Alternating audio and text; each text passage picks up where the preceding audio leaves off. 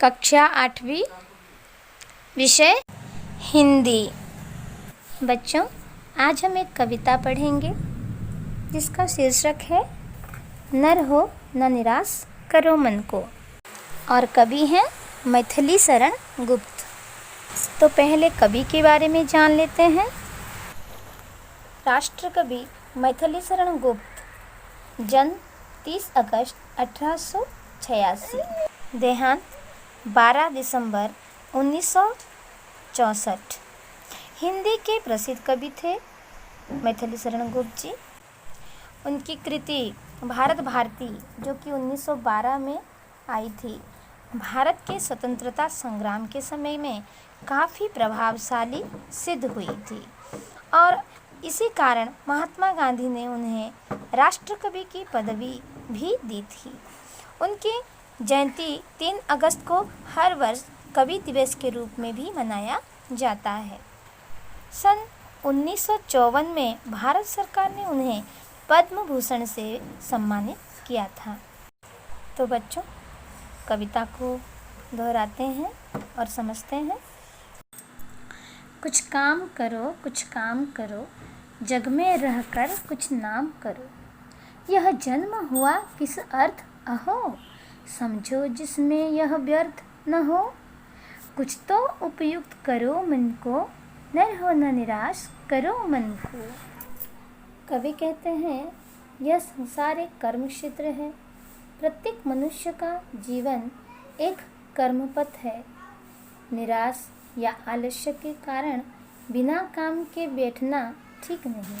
कवि कहते हैं कि मनुष्य संसार में सबसे उत्तम जीव है और मनुष्य सभी गुणों से परिपूर्ण है। इसलिए निराश होने के बजाय इन गुणों का फ़ायदा उठाओ और कुछ अच्छे कर्म करो। आज किसी कार्य में असफल हुए तो क्या हुआ, निराश मत हो और अपने कर्तव्य पथ पर चलते रहो। ऐसे कर्म करो कि पूरे संसार में तुम्हारा नाम हो। कवि कहते हैं कि तुम ठीक से विचार करो कि अपने जीवन के उद्देश्य क्या हैं। उनको तुम पहचानो। अपने शरीर का ठीक उपयोग करो।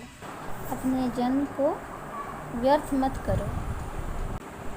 दूसरा पद देखते हैं।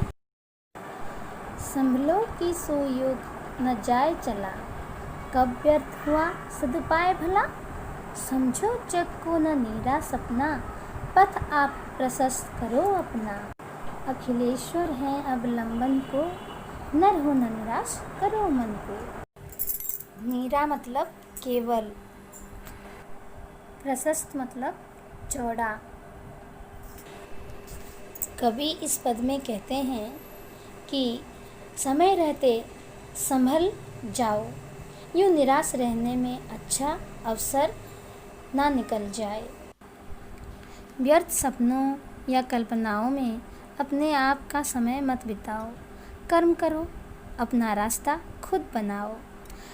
किसी के सहारे का इंतज़ार मत करो। भगवान खुद तुम्हारे सहारे हैं, वे ज़रूर आएंगे तुम्हारी सहायता करने के लिए। इसलिए निराश मत हो, आगे बढ़ते चलो। अपने कर्म पथ पर, अपने कर्तव्य पथ पर आगे बढ़ते रहो। तीसरा पद देखते हैं बच्चों।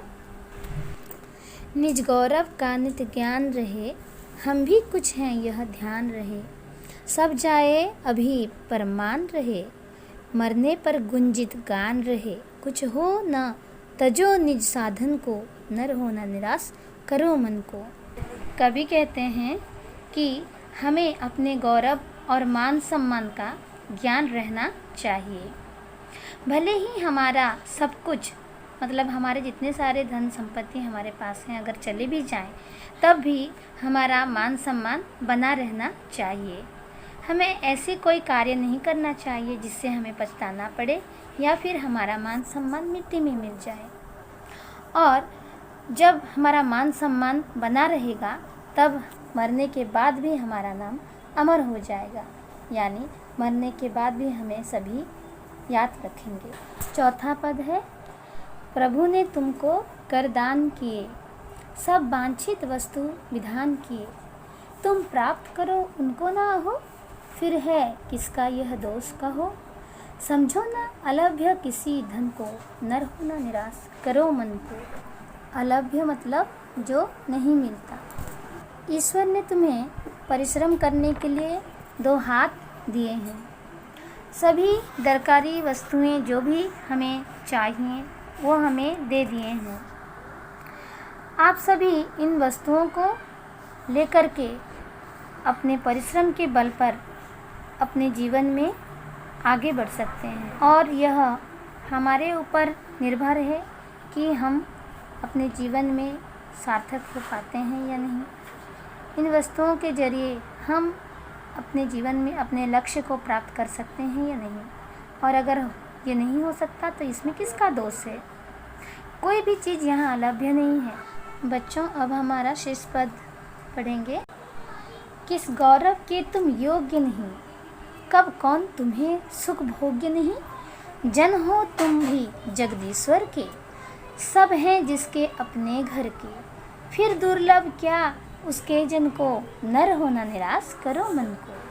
कवि कहते हैं कि मनुष्य को कौन सा गौरव का सुख भोग्य नहीं हो सकता है। अगर वो चाहे तो वो सब कुछ कर सकता है, क्योंकि वह भगवान की संतान है। उसे भगवान के ऊपर भरोसा रखना होगा।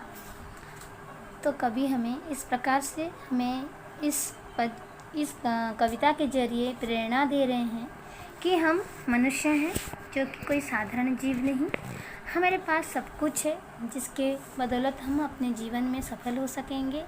इसीलिए हमें निराश नहीं होना चाहिए, हमारे मन को निराश नहीं करना चाहिए। हम नर हैं, हमें निराश नहीं होना चाहिए।